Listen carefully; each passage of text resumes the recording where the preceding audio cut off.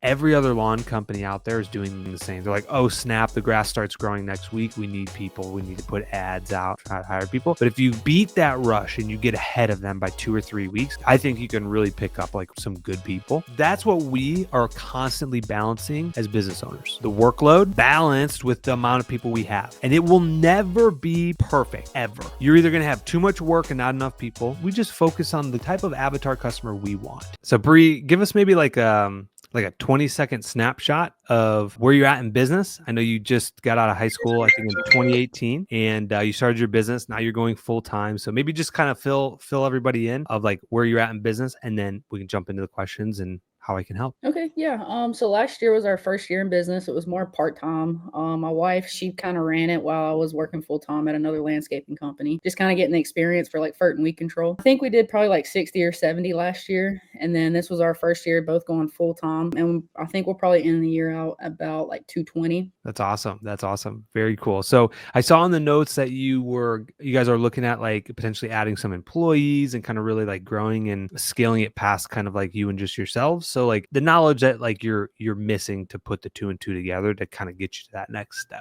We have one guy, and it's usually just like me and him. We're pretty much running in a truck, but I think our biggest thing is really just, I would say, finding like more employees to like keep up with the work. Because like this past year, it was, I guess the growth was extremely explosive, and we got to a point where we could not keep up without getting another, hiring more employees and getting another truck. And that's really kind of like where we want to shift into next year, just making sure that we're not going to grow too quick and kind of like run out of funds and like really go under next year. I think that's our biggest thing. Just making sure we're ready. We're ready for it. Yeah, because growth obviously sucks cash, right? So like you definitely want to make sure that you have enough cash reserves in the bank, like even for, I'm thinking at like our location, our second one, we're debating on if we want to get one truck or two trucks, like in the like January, February timeframe. That way we can like really hit the ground running come spring, because we really got to ramp that second location up. But like, and I mean, you don't have to necessarily go into details and stuff, but like from a financial standpoint, you just want to make sure that you're sitting down and looking at those numbers, because it's a lot. Like obviously growth sucks cash. You need the equipment, you need the truck, and then paying the employees. Obviously the training portion of onboarding new team members can be also costly because, their production isn't there yet. And you may have turnover because,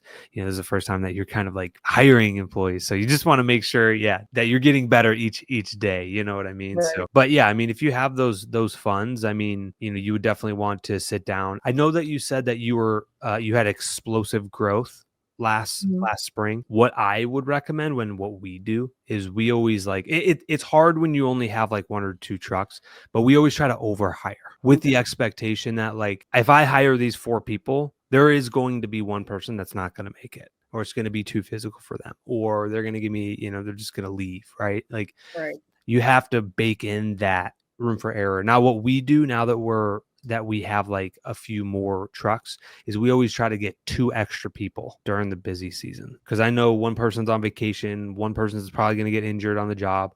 One person is, sick for a week or something, or going on vacation, stuff like that. And you don't want to be like scrambling, always having to cover down out in the field. So we always like to have a little bit of a cushion and overhire by 2 people. Okay. And do you generally hire those 2 people like right before the spring rush, just to have like a week or 2 to get them trained up, maybe like pass out door hangers or something?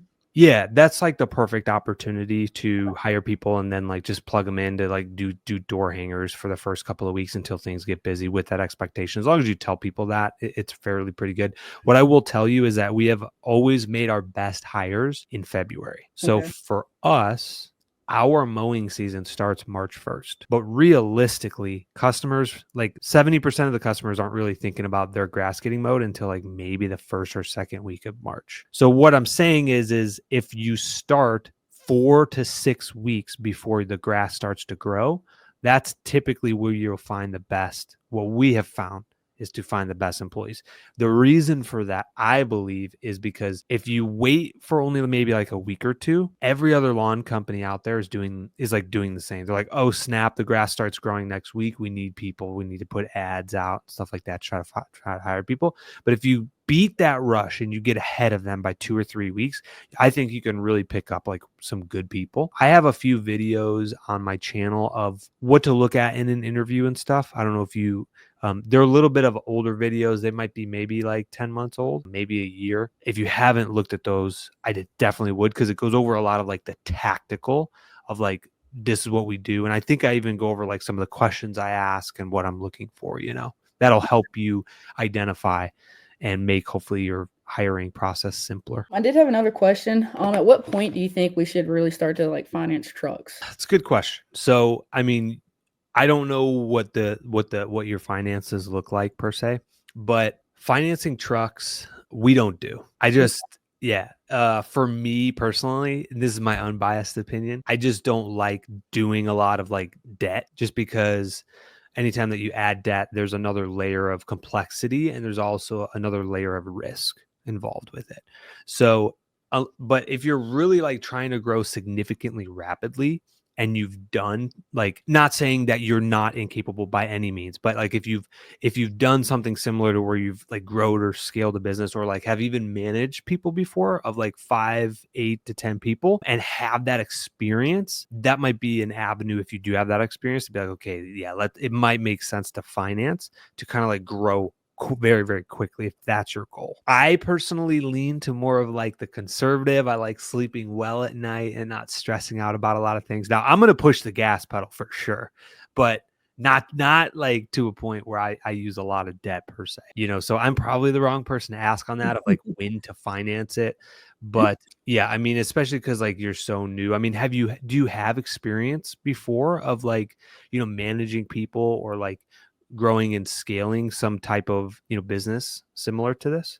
I definitely have experience with managing people. I was in like a crew lead and a manager position at the previous landscaping companies I worked for. But the only reason I ask is because I think this past month we have like just dished out a bunch of money on repairs. I'd probably say like close to 8 to 10 grand in the past month on repairs on both the trucks, and it created like a lot of downtime and just getting behind on our schedule. So we weren't sure like if we needed to start looking into getting something newer or just like stay with getting trucks between that $10,000 and $15,000 range. How old are the trucks? It's a 2002 and an '03, and they both have about 100,000 to 120,000 miles on them.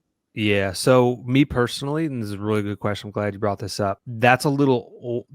That year is outside my comfort zone when it comes to used trucks. I think you're going to have more problems and repairs and costs. What I like to do when I'm buying used trucks is I like to do maybe 2 or 3 years old up to maybe like 7 years old.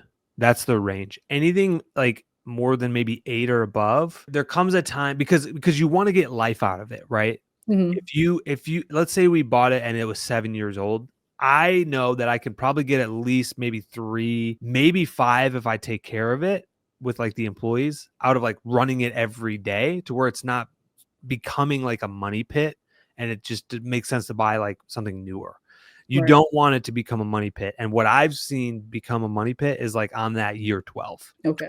12 and above is when it starts getting like the hoses start going on them. They've just been wear and tear sitting out in the elements for 12 years. You know what I mean? Like, it's a long time. And it may have low miles. It may only have 80,000 miles. But I mean, it's like, it's just been in the elements. And so, yeah, that's our sweet spot. Like the soonest would be like 3 years old.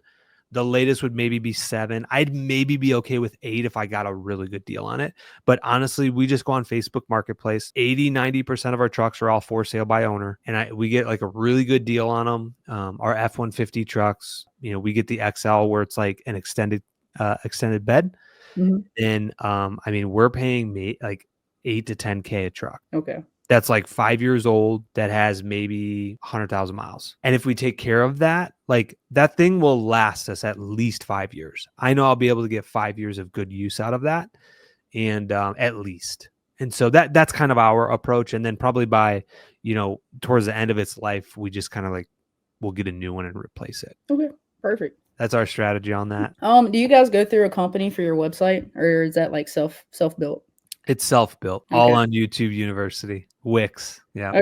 We use Squarespace, and I think it's okay, but then I see some of these other, all these other websites. I'm like, oh, like, do we need to invest more into our website if we're really trying to grow next year? Yeah, honestly, I'm not super familiar with Squarespace. I'm gonna assume it's probably a simple version of a website designer and builder similar to Wix, right? I don't think if you ask somebody who's like a super deep guru on that stuff, they're gonna tell you like, hey, you need to use this website or something more complex. I have not seen that necessarily to be the case. I'm also not an expert at it, but we have found really good results by just using Wix. And we're still even not perfect. In fact, if you go to our website, there's some versions based on if you're on mobile or desktop that the site doesn't grab it all, right? But what's crazy is like literally in the spring rush, we're getting like 3 to 5 leads a day through our website. Like we have good SEO, the words. There are some improvements that we can still have. So I think like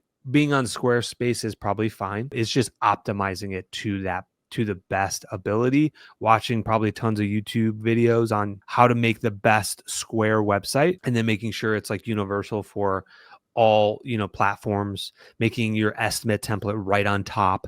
These Right. really key important things that it's like you want to make it easy for the customer to pay or buy, right? So, just making it very simple, branding, throughout the pictures and stuff. You want to get your brand in there and things like that. But yeah, I I think Squarespace is probably fine, honestly. Okay. Um, yeah, just really optimizing it.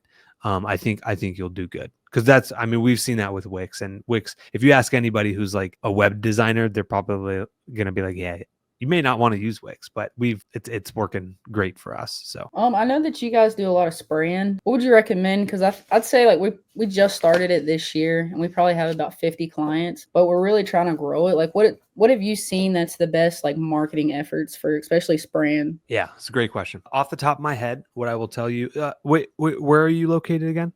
We're in like Denver, North Carolina. Okay, North Carolina. Yeah, so that's similar to where we're at, probably from the equator standpoint. Like you're just more east of us. What I would say, you guys have a dormant season, right? So you have like a lot of Bermuda out there. In cool season, yes.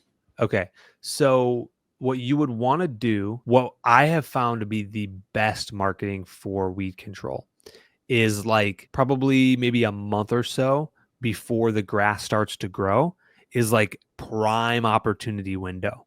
So for us, a lot of our lawns are Bermuda. A lot of them. We don't really have a ton of cool season turf grass down here. Maybe 1 out of 300 homes will like overseed with ryegrass. So it'll be green. But the other 299 are yellow. So what we have found is when the winter weeds start to germinate in like January and February, like a month and a half before the grass starts to grow, oh my goodness, is the prime opportunity to market. Because what happens is those weeds are vibrant green and the grass is all yellow, and they're eyesores in the grass, in the lawn. Noticeable. Straight eyesores. So what I would tell you is what I have found is maybe month and a half before the actual mowing season, that is the best time to send out flyers, do door hangers. And it's cold. It's cold during that time. It's like 40, 50 degrees here. People aren't thinking about mowing lawns, but they're seeing these weeds. And that's when the biggest pain point is for them, is when most likelihood that you'll convert most customers. After, obviously, once the grass starts to grow, there's definitely opportunity there. I'd say that's still a good opportunity. People will have weeds and the grass will be green as well, all through spring. I would say come midsummer, though, that marketing window starts to tail off a bit. You can absolutely gain more customers midsummer to end of summer, but like the prime gold rush opportunity starts to kind of fade off. Like for us, I'd say probably by like May and June. Probably by June, it's kind of like settled. Like you're not going to get a whole ton of new weed control customers until the next year. Just like, for example, if you were marketing mowing, your spring rush is the most important time to get those customers. There comes a point where June, July hits where it's like, yeah, you could probably pick up some mows, but you're not going to get this wave of 50 new customers, Right. you know? Weed control has the same effect. There's a window of marketing, and what we have found month and a half before the mowing season, it's a great time to start. Okay, are you guys like doing like door hangers or something for that? Or are you just adding it as like a separate line item whenever somebody asks for a lawn mowing estimate? Yeah, us personally, we do door hangers. So, we'll go out and do door hangers. We've done the EDDM. And then the other thing that we do, which is a little bit different than most lawn care companies, is we actually don't take on any mow only customers. Okay. So that is a big also deciding factor. Again, we want to separate ourselves from the average. And the way that we do that, when a customer calls and they're like, "Hey, I want my lawn mowed," immediately we're like, "Hey, look, we offer that service. However, with us being a military company, we are a little bit different than others, right? We focus on the quality of service and making sure the lawn looks the best version of itself that it can be. And the way that we found to do that, to bring the best value, is through both our mowing and weed control service. So much so that we don't actually offer just mowing by itself. All of the customers we service, they all have our mowing and weed control. And so it does create a little bit of a barrier for a customer.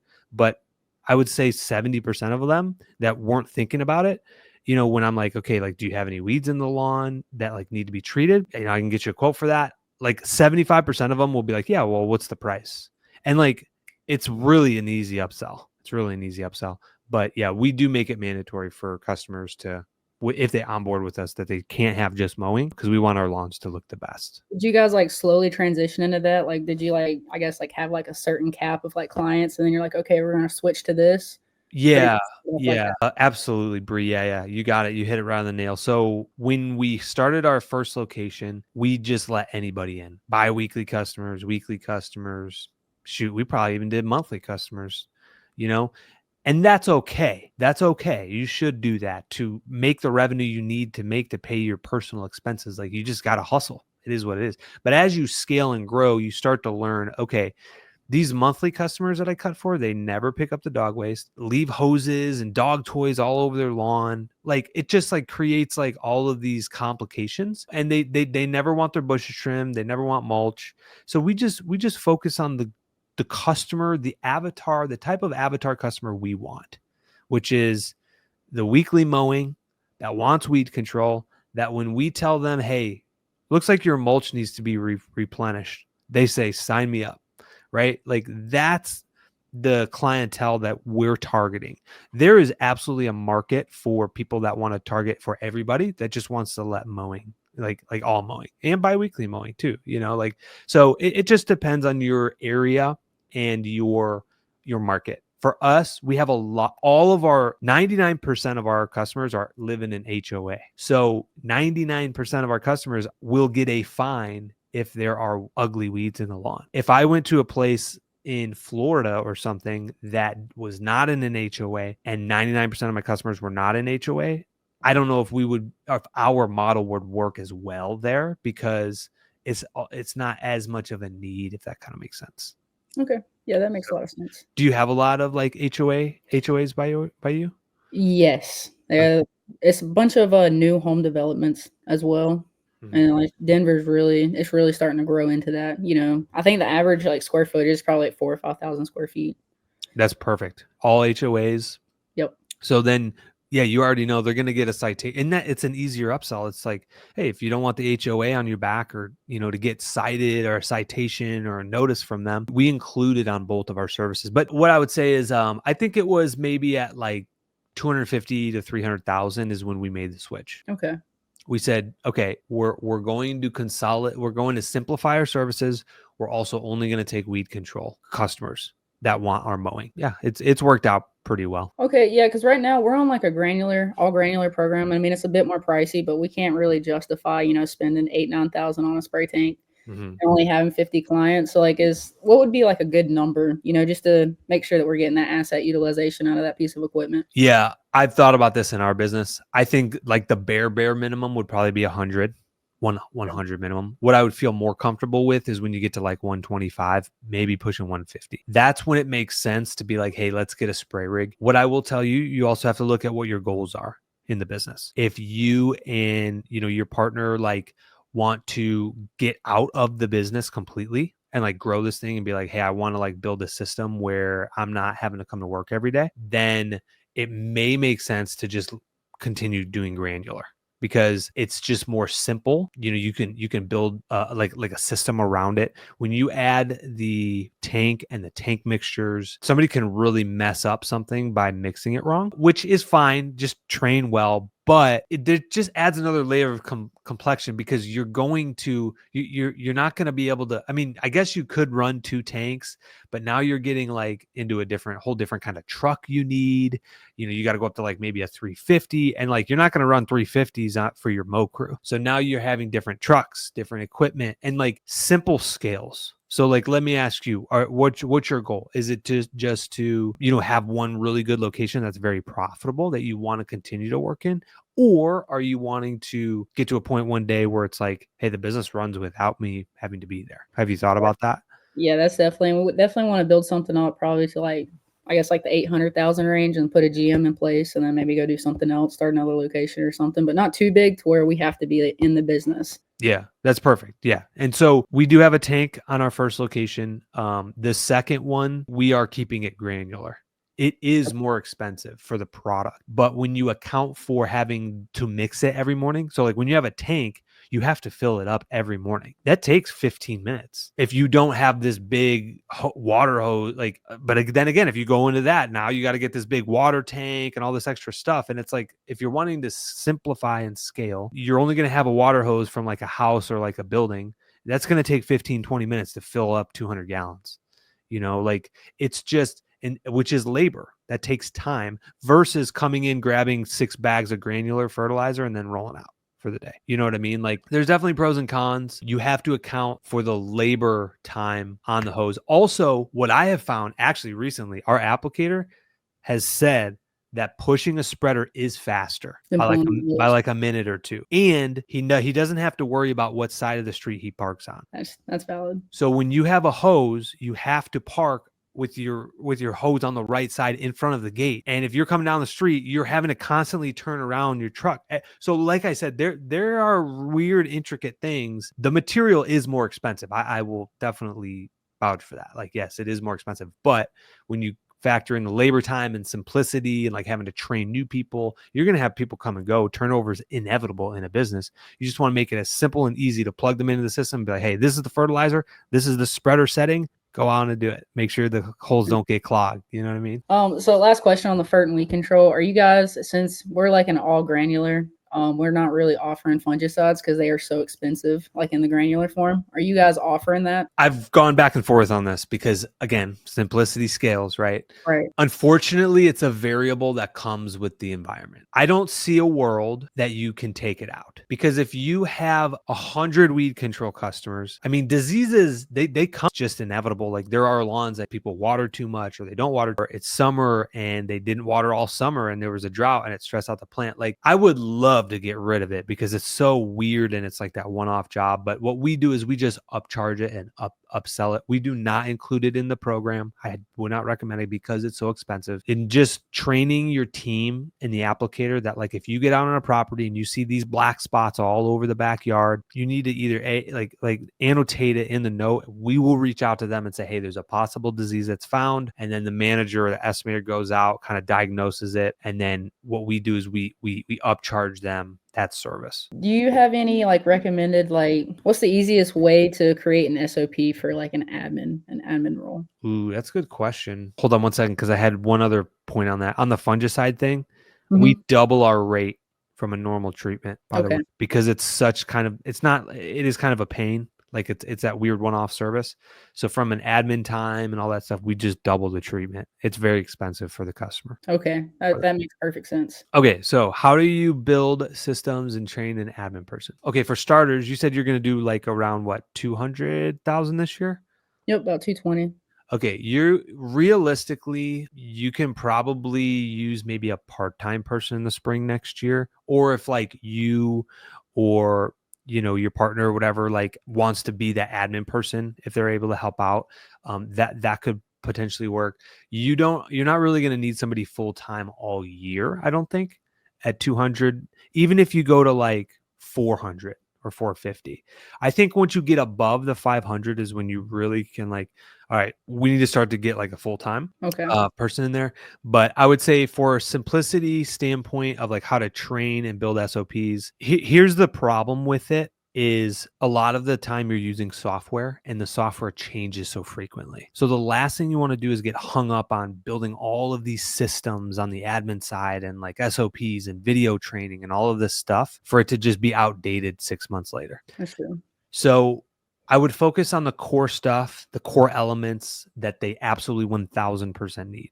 And off the top of my head, it's how to talk to somebody or like give our speech, like of when a new customer calls and says, "Hey, I need lawn services." How is that handled? Hey, these are the services we offer. These are the ones we don't offer, right? Building some kind of template there. The other thing is like how to map a property. Like they're going to need to know how to like map the square footage. So building some kind of training system around that, which honestly won't really change too much because we used to use Google Maps, and it's the site's pretty much been the same for the last like 2 years. So again, you can build things around that. But yeah, I would say just kind of simplifying things, taking a step back and being like focus on the 80-20, right? Focus on the 20% of the work tasks that are 80% of the time they're doing.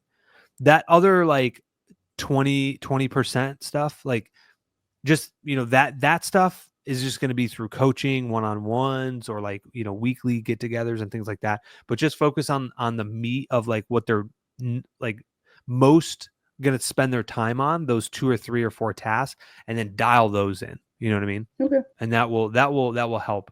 Also, just like anything, like in the field when we're training a new team member, let's say, for example, we're going to train somebody that's never mowed before. I am not going to teach them how to mow, weed eat, edge, and blow, and what the fuel type is on day one. We're going to really kick it down a gear and be like, all right, today all you're going to do is mow.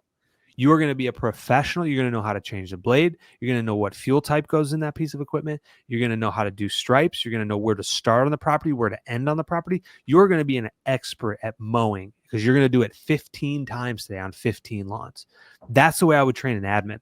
Hey, all you're going to do today for the next 4 hours this morning is like map out properties. And we're going to compare it to the turf square feet. So, and you're giving them those reps, right? Like, and just like getting them the repetitions is the same way we do somebody in the field. I would say in the admin as well. That makes sense. My last question is, I guess for like next year, how do you guys like plan out schedule your week? Are you like 4 days and then like you keep an off day for landscaping, or like a rain day, or are you just working 4 days a week? It varies. It varies for sure. I think when you're at like 200,000-300,000, you have a little bit more flexibility with your schedule.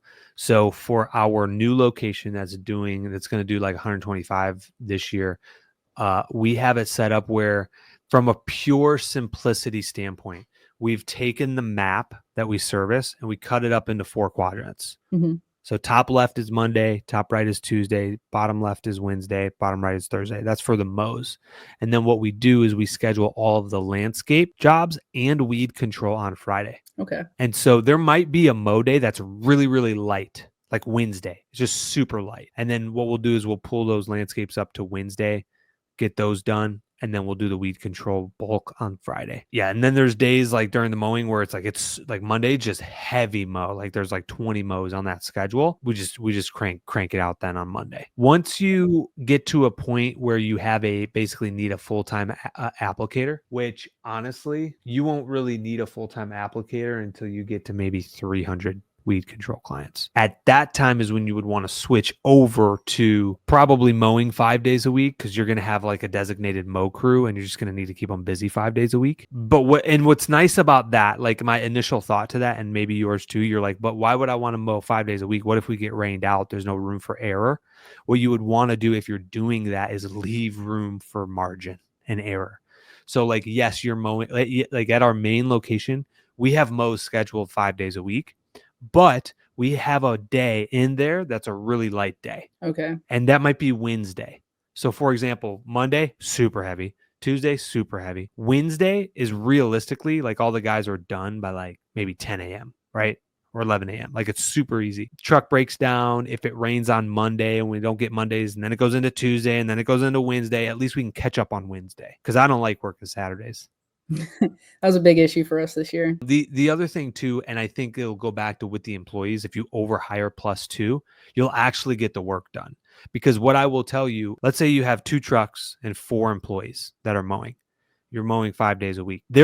Somebody's calling off that week, 100%. Like I'll guarantee it. Out of like 4 guys, 5 days a week, that's 20 opportunities for somebody to text you and be like, I'm not feeling well. My stomach hurts. Or, whatever it is. And so whereas you're scheduling like, oh, we got to get all of these mows done within this week, but then when they're not showing up to work again, now you're falling behind and having to work Saturdays. I've been in that trap before. It's either A, we need to get better employees that actually show up, or B, we need to create some room for margin. And the way that you do that is by having a lighter mow day, I should say because we do both, overhiring. So you have room for error in your schedule, and you overhire +1, maybe +2. Okay. And that will significantly help you not pull your hair out. Spring rush. Yeah. Run around like a chicken with your head cut off, because I've been there, done that many times. Yeah, because next year we'll be going in with 2 trucks. I'll be in the field. We're bringing in 1 guy. We have 1 guy on right now. We may have to lay him off, I guess, for January. We really don't want to because he's an A player. But we'd have the second guy coming in February. So you're saying we need to hire at least 1 more or 2 more?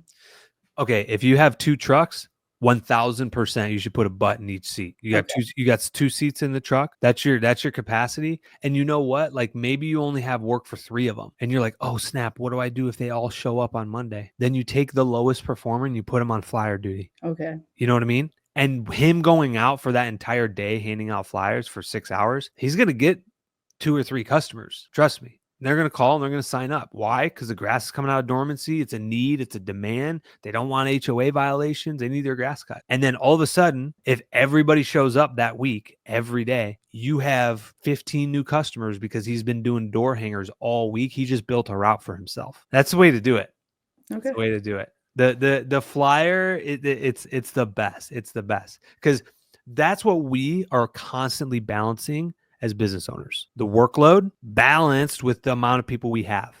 And it will never be perfect ever. You're either going to have too much work and not enough people, or you're going to have not enough work and you got the people. You're like, man, I need work right now, right? Like you got this A player. You're unfortunately going to have to be like, hey, man, come back in the spring. It's a teeter-totter that is it's always it's not constant. It's always flexible and moving. And so that's the balance we're constantly doing all year round because we're in a seasonal business, so hopefully that helps. Okay. Yeah, I think that was everything I wanted to ask. Awesome. Well, you're crushing it. You are absolutely crushing it. How old are you, if you don't mind me asking? 24. 24. Okay, cool. That's amazing. Yeah. Got out of school, started your business, and you're doing really good. You're doing really good. So, Thank you. yeah, I'd say those are the biggest things. You probably don't need a full-time admin right now, but if you just focus on getting 2 people in both of those trucks, solid people, and then just crushing it with the door hangers, and you'll probably be, next time we talk 12 months from now, you'd be like, yeah, I bought a 3rd truck. We're going to the 4th truck. Like, yeah, you guys are going to be crushing it. So keep up the good work. All right. Thank you very much for this. Absolutely. And then, I appreciate you coming on. This definitely is going to help a lot of people. And I hope you have a great rest of your day. And you as well. Have a great weekend. All right. I'll see you, Bree. All right. See you.